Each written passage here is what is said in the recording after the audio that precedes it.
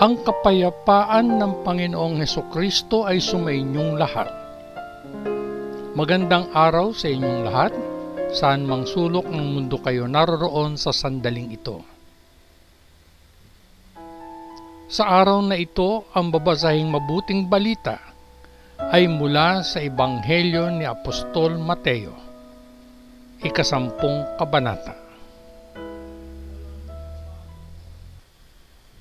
Tinawag ni Jesus ang kanyang 12 alagad at binigyan sila ng awtoridad na magpalayas ng masasamang espiritu at magpagaling ng bawat sakit at lahat ng karamdaman. Ito ang mga pangalan ng 12 apostol.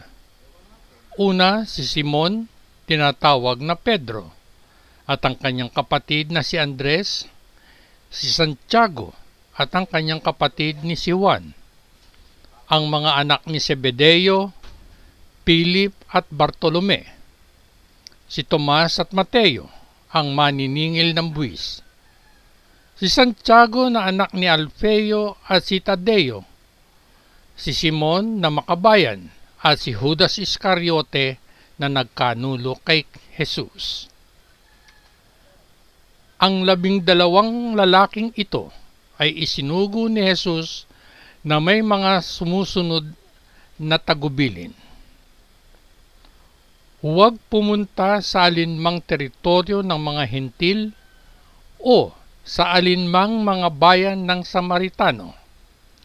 Sa halip, pumunta kayo sa nawawalang tupa ng bayang Israel. Humayo at ipangaral, malapit na ang kaharian ng langit. Pagalingin ang mga may sakit, buhayin ang mga patay. Pagalingin ang mga may kinatatakutang sakit sa balat, at palayasin ang mga demonyo.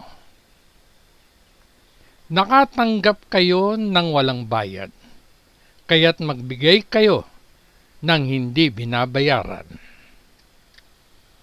Huwag magdala ng anumang ginto, pilak o tansong salapi sa inyong mga bulsa. Huwag magdala ng bag ng pulubi para sa biyahe, o dagdag na kamiseta o sapatos o tungkod. Dapat ibigay sa isang manggagawa ang kanyang kailangan. Pagdating ninyo sa isang bayan o nayon, pumasok kayo at humanap ng taong handang tumanggap sa inyo at tumuloy kayo sa kanya hanggang sa umalis kayo sa lugar na iyon. Kapag pumasok kayo sa isang bahay, sabihin, sumainyo ang kapayapaan. Kung tinatanggap kayo ng mga tao sa bahay na iyon, hayaang manatili ang inyong pagbati ng kapayapaan. Ngunit, kung hindi kayo nila tanggapin, bawiin ninyo ang inyong pagbati. At kung hindi kayo tatanggapin o pakikinggan ng ilang tahanan o bayan, umalis sa lugar na iyon at ipagpag ang alikabok sa inyong mga paa. Titiyakin ko sa inyo na sa araw ng paghuhukom ay magpapakita ang Diyos ng higit na awa sa mga tao ng Sodoma at Gomora kaysa sa mga tao sa bayang iyon. Makinig kayo. Ipapadala ko kayo tulad ng mga tupa sa isang grupo ng mga lobo. Dapat kayong maging maingat gaya ng mga ahas at kasing banayad gaya ng mga kalapati. Mag-ingat dahil may mga taong huhuli sa inyo at dadalhin kayo sa hukuman at hahagupitin nila kayo sa mga sinagoga. Dahil sa akin ay dadalhin kayo sa paglilitis sa harap ng mga pinuno at mga hari upang ipahayag ang mabuting balita sa kanila at sa mga Hentil. Kapag dinala nila kayo sa paglilitis, huwag mag-alala tungkol sa kung ano ang inyong sasabihin o kung paano ninyo ito sasabihin. Pagdating ng oras, bibigyan kayo ng sasabihin ninyo. Sapagkat ang mga salitang inyong sasabihin ay hindi magiging inyo. Magmumula sila sa espiritu ng inyong Ama na nagsasalita sa pamamagitan ninyo. Ibibigay ng mga tao ang kanilang sariling mga kapatid upang patayin, at gayon din ang gagawin ng mga ama sa kanilang mga anak. Lalabanan ng mga anak ang kanilang mga magulang at ipapapatay sila. Kapopuotan kayo ng lahat dahil sa akin. Ngunit, ang magtitiis hanggang wakas ay maliligtas. Kapag inusig nila kayo sa isang bayan, tumakas sa isa pa. Tinitiyak ko sa inyo na hindi ninyo matatapos ang inyong gawain sa lahat ng mga bayan ng Israel bago dumating ang Anak ng Tao. Walang mag-aaral ang mas dakila kaysa sa kanyang guro. Walang alipin ang mas dakila kaysa sa kanyang Panginoon. Kaya, ang mag-aaral ay dapat masiyahan na maging katulad ng kanyang guro, at ang isang alipin ay tulad ng kanyang Panginoon. Kung ang ulo ng pamilya ay tinatawag na Beelzebul, ang mga miyembro ng pamilya ay tatawaging mas masahol pa. Kaya't huwag kayong matakot sa mga tao. Anumang natatakpan ngayon ay mabubunyag, at ang bawat lihim ay mahahayag. Anuman ang sinasabi ko sa inyo sa dilim, ay dapat ninyong ulitin sa sikat ng araw. At kung anuman ang pribadong narinig ninyo, ay dapat ninyong ipahayag mula sa mga bubungan. Huwag matakot sa mga pumapatay ng katawan, ngunit hindi makapatay ng kaluluwa. Bagkus ay matakot kayo sa Diyos, na kayang sirain ang parehong katawan at kaluluwa sa impyerno. Sa 1 sentimo lamang ay makakabili kayo ng 2 maya, ngunit wala ni isang maya ang nahuhulog sa lupa nang walang pahintulot ng Ama. Kung tungkol sa inyo, maging ang mga buhok ng inyong ulo ay binilang ng lahat. Kaya huwag matakot, kayo ay higit na mahalaga kaysa sa maraming maya. Kung ang sino man ay magpahayag sa publiko na siya ay aking kaisa, gagawin ko ang gayon din para sa kanya sa harap ng aking Ama sa langit. Ngunit, kung ang sino man ay tumanggi sa akin ng hayagan, itatakwil ko siya sa harap ng aking Ama sa langit. Huwag ninyong isiping na parito ako upang magdala ng kapayapaan sa mundo. Hindi. Hindi ako naparito upang magdala ng kapayapaan, kundi isang tabak. Ako ay naparito upang itakda ang mga anak na lalaki laban sa kanilang mga ama, ang mga anak na babae laban sa kanilang mga ina, ang mga manugang na babae laban sa kanilang mga biyanang babae. Ang pinakamasamang kaaway ng isang tao ang magiging mga miyembro ng sarili niyang pamilya. Sino mang nagmamahal sa kanyang ama o ina nang higit sa akin, ay hindi karapat-dapat na maging aking disipulo.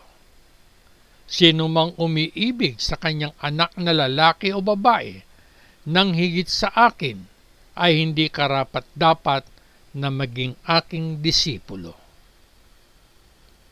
Ang sino mang hindi nagpapasan ng kanyang krus at sumunod sa aking mga hakbang, ay hindi karapat-dapat na maging aking disipulo. Ang sino mang nagsisikap na makamtan ng kanyang sariling buhay, ay mawawalan nito. Ngunit, ang sino mang mawala ng kanyang buhay alang-alang sa akin, ay magkakamit nito. Sino mang tumatanggap sa inyo, ay tinatanggap ako, at sino mang tumatanggap sa akin, ay tinatanggap ang nagsugos sa akin.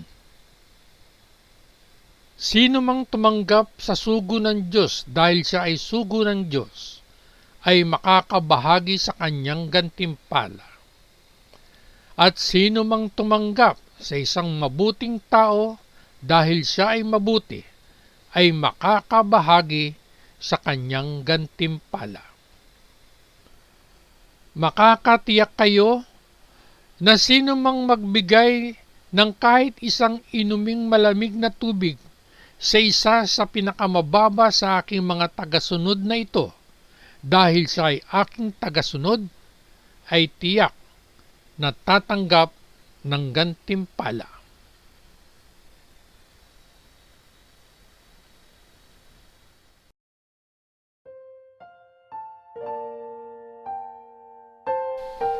Muli akong bumabati sa inyong lahat.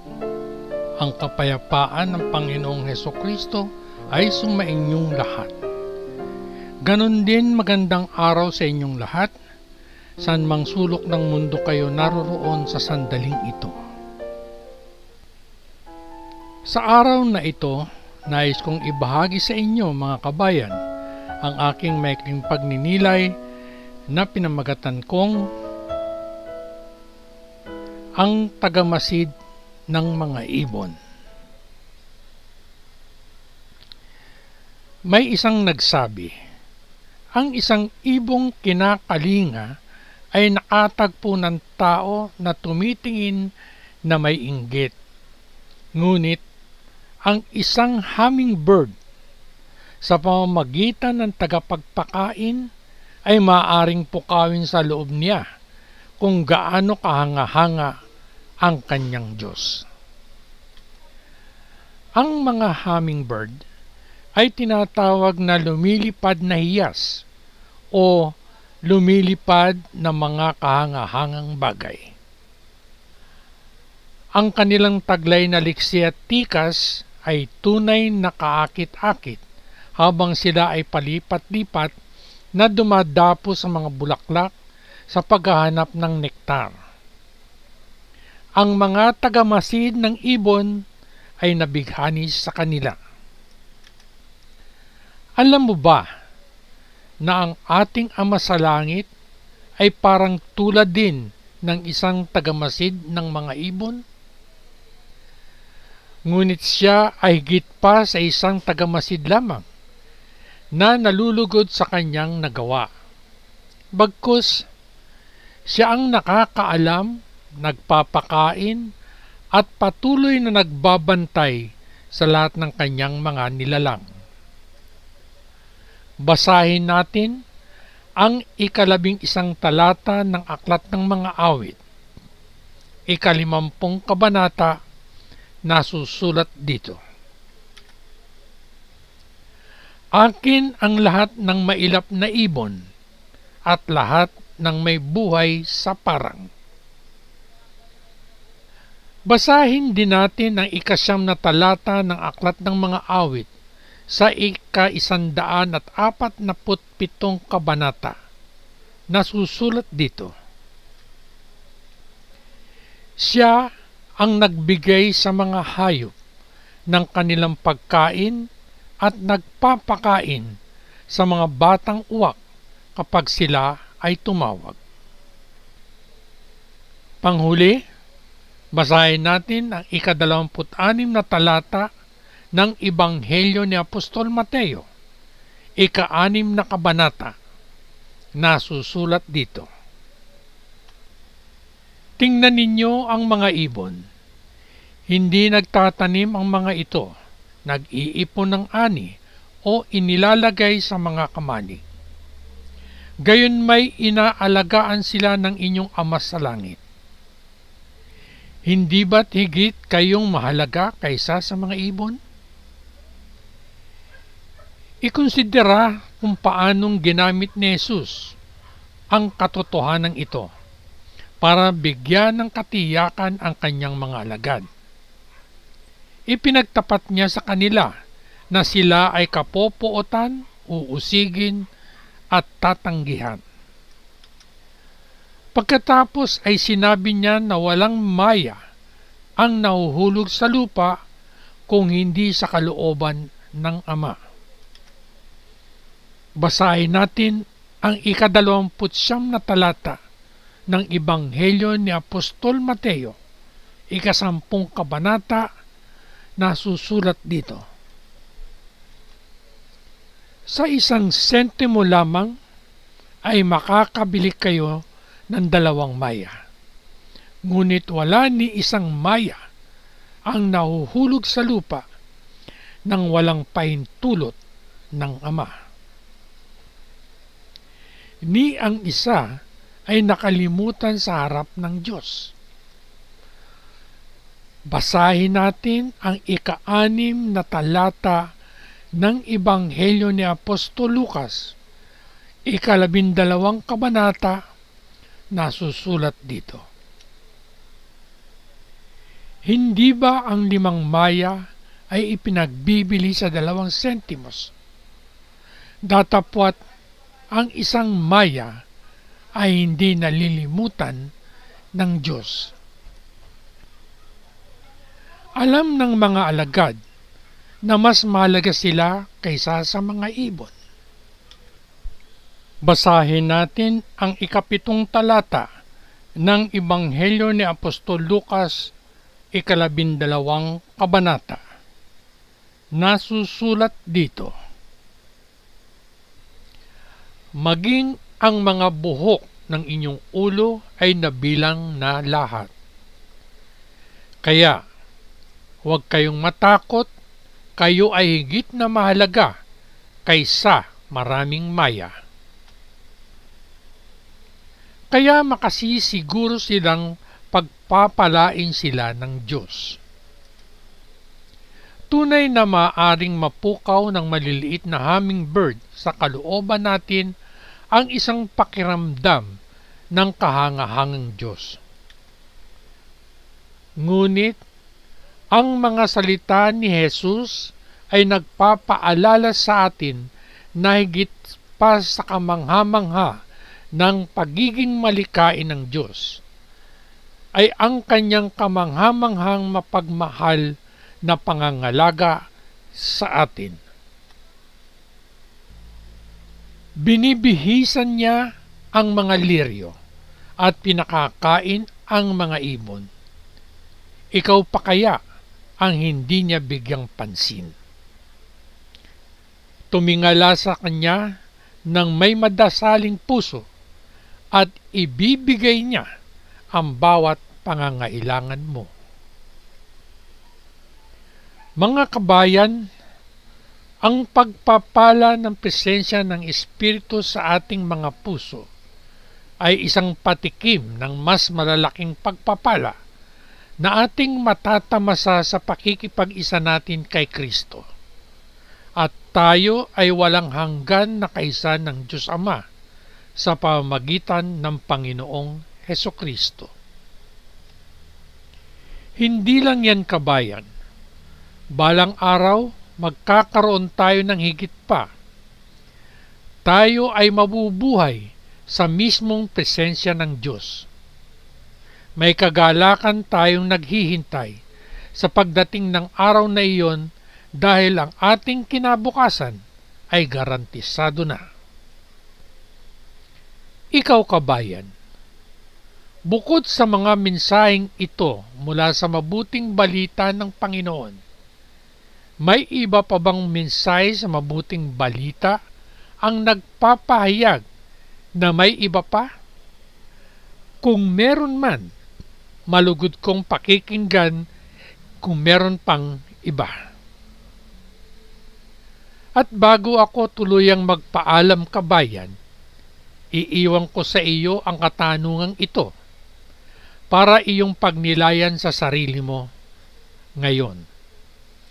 Pero kung nais mong ibahagi ang iyong pagninilay sa mga kapatid sa pananampalataya, ito ay malugod naming tatanggapin para sa pagpapalago at pagpapatibay ng ating pakikipag-isa sa Panginoong Hesukristo. Anong mga pangako ang ibinigay sa akin ng Diyos sa Ebanghelyong ito? Idagdag mo pa dito kabayan ang talatang ito mula sa Ebanghelyo ni Apostol Mateo, 10 kabanata, 29 na talata. Sa 1 sentimo lamang ay makakabili kayo ng 2 maya. Ngunit wala ni isang maya ang nahuhulog sa lupa nang walang pahintulot ng Ama. At pangwakas kabayan, iiwan ko sa iyo ang makabuluhang siping ito. Ang kanyang mata ay nasa maya, pero alam kong binabantayan niya ako. Hanggang sa muli, patnubayan at pagpalain nawa tayong lahat ng dakilang Diyos Ama sa langit, sa ngalan ng Panginoong Hesukristo na ating manunubos. Amen. Amen. Amen. Peace.